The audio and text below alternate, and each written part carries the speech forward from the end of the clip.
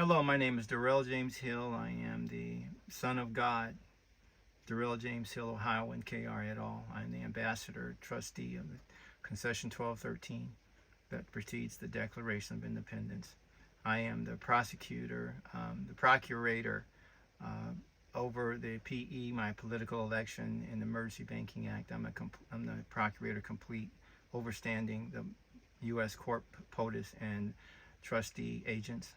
I am, I am the President for the United States of America for 1787 Acting Officer Commander, and I'm the President of the United States of America 1863 Acting Officer Chief of the United States of America military under the Libra Code.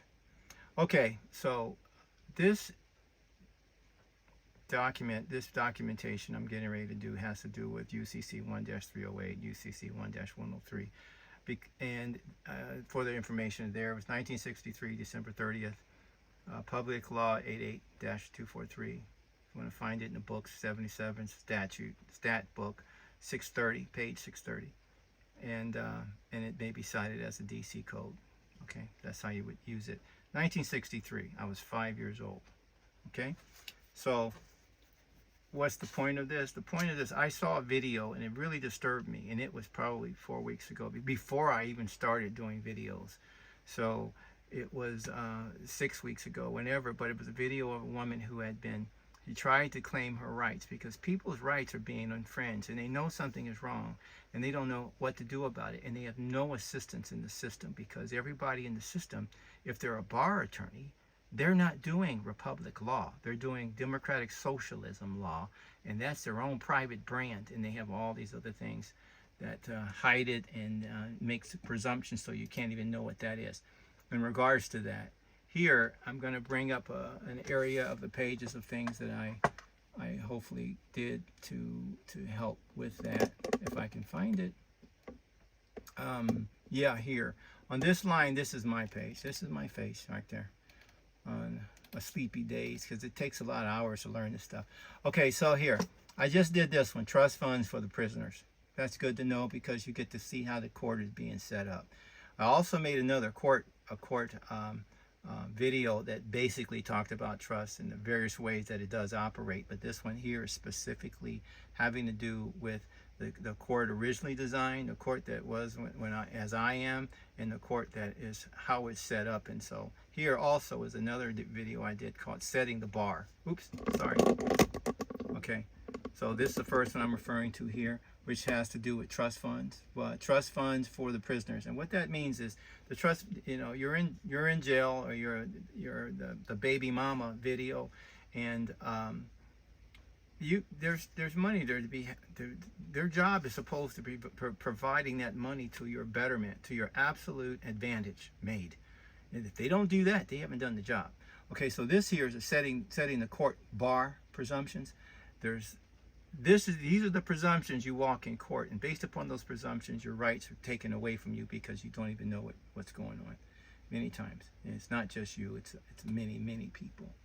Okay, so I'm going to start with the information on 1-308. Here we got this. This is the 1963 production of that code. Let me see if I can get this right for us. Okay, and so 1-103. It's going to be general provisions, so it's the beginning of things, so it should show up pretty quick. 1-102. 1-103, here it is, supplementary general principles of law applicable. Okay, that's Babel. Okay, but it's going to come down to this.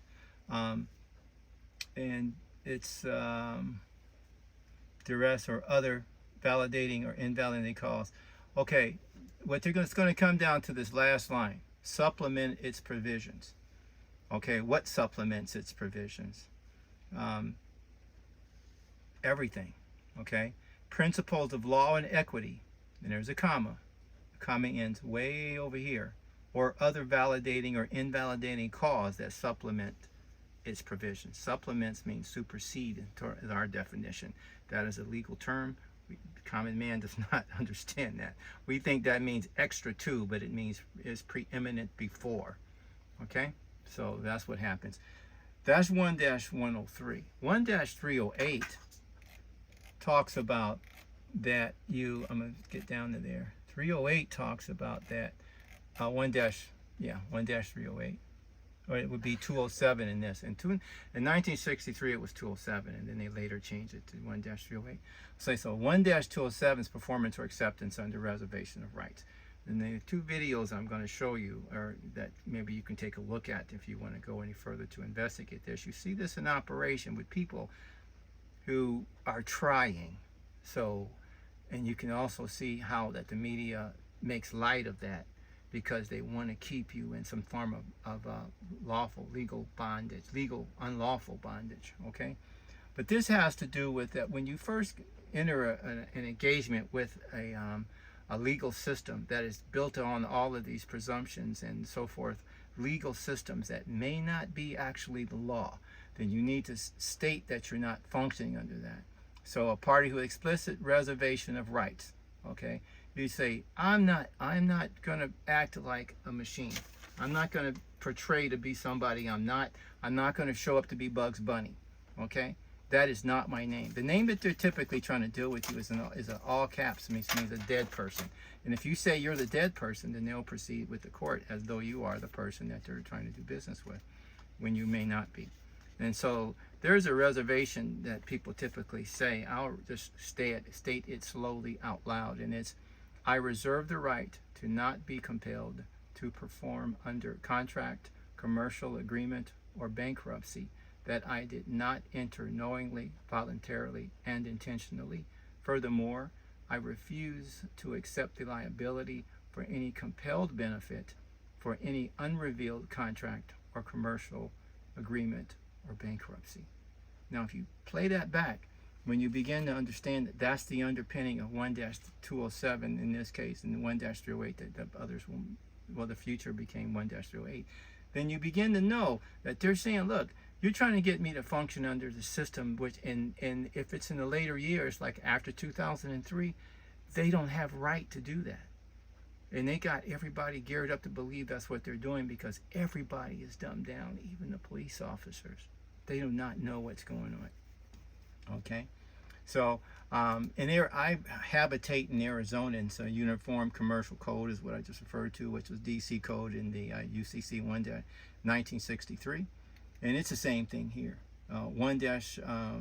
They got it 1-103, it's supplemental type of a thing, and it's going to say basically the same thing. Okay, is it down here? It says or invalidating cause. And bankruptcy or other invalidating or invalidating causes supplement its provisions. In other words, the Declaration of Independence. When you read that, it's not stated there, but it means if the Declaration of Independence is looked at, the determining factor of whether this is being implemented correctly. The UCC of 1963, the first page, is built off of the law of the land, and it's the UCC for the entire world, which means the entire world is following Torah in business. That's what the deal is. Okay, it's the same for this here, which is 1-103, and in Arizona it would be the same for 1-108. It would be the same 1-308. So if you come down, it's 47-2, and you look for, I guess, 308. Nope, it would be 1-308. It would be 308 right there. Performance or acceptance under reservation of rights. So you would have to begin to immediately begin to talk about, no, I want my rights protected.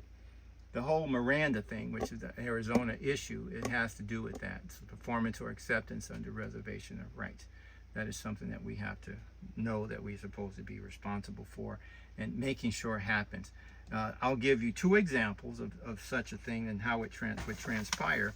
One would be that if you went into, something happened and the persons began to be aggressive with you, and you're trying to figure out what's going on, and they say that they're going to take you to court, or we're going to arrest you, or make it easier. A police officer stops you. You don't know why. You're cruising home. Work is over. You're on your way home. Are you driving or traveling? You don't know. You need to answer that question, but I'll tell you, the answer is going to be you're traveling. So, because you're not, unless you're in a UPS truck, and then you're driving, okay? Because commercial versus non-commercial, and behavior. So, but you don't know that, so you think everything is driving, okay?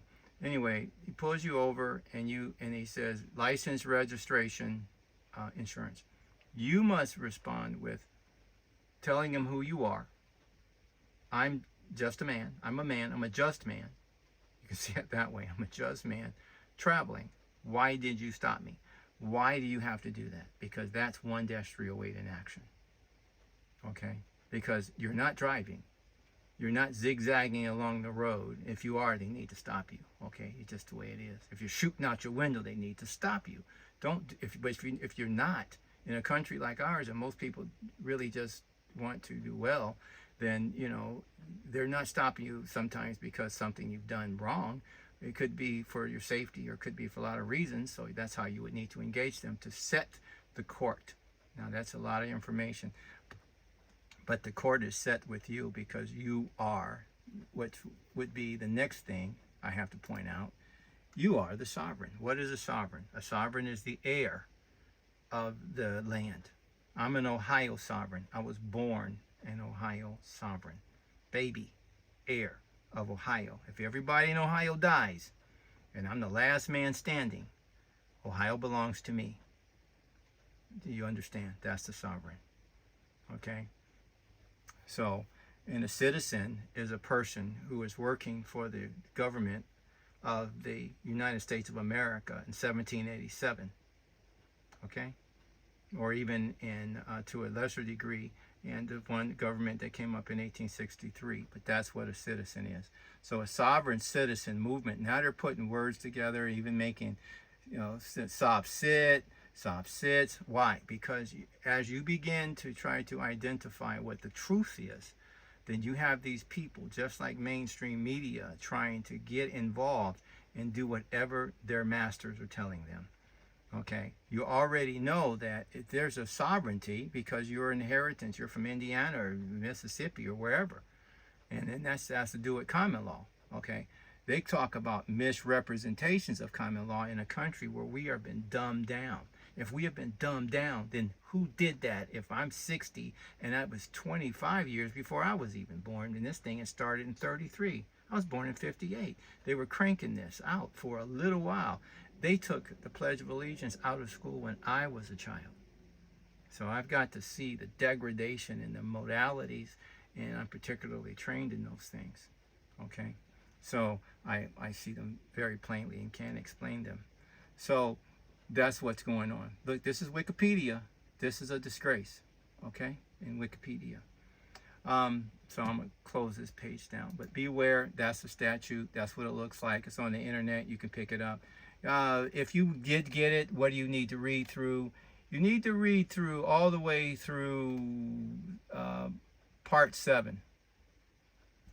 And that's going to be, you read through Part 7, then you'll know the types of things that you have to do. Because after that, it's getting into high finance and different things. But and you also have to know that in the UCC, that the consumer provider are both called a merchant. So if you as a citizen or a sovereign of a state, or ward or grantor of a state, settlor or grantor, and ward or sovereign of a state are considered merchants. And what are you buying? What are you dealing? You're dealing money for what? You're dealing money for government services, and therefore the government service provider is a merchant, and you're a provider of money for that.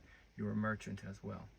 So you have to learn, these are the terms, and some of the terms that if you don't know can be used against you, and are many times, because they sit back as though they're chicken hawks guarding a chicken coop, and so that you make a mistake. Okay, so I'm gonna let that go. There were two cases that I tried to isolate away so that you could see about what I was talking about. One is right here. Court cam, hilarious judge handles sovereign citizen argument perfectly.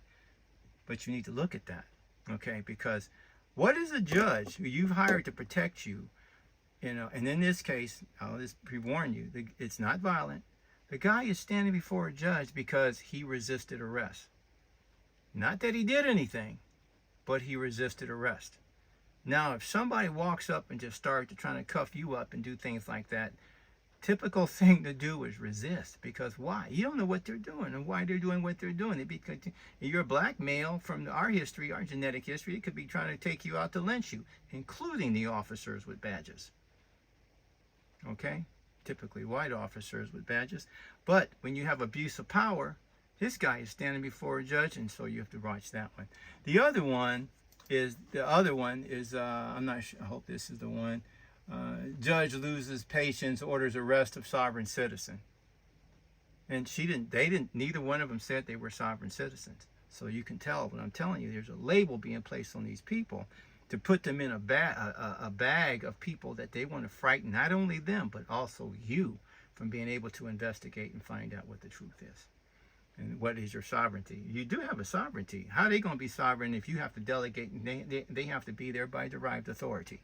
You have to be sovereign for them to have derived authority. And the one caveat you have to know about being a state sovereign born, that means heir. You're heir of the Declaration of Independence of that state where you're born. That means you're sovereign to that state.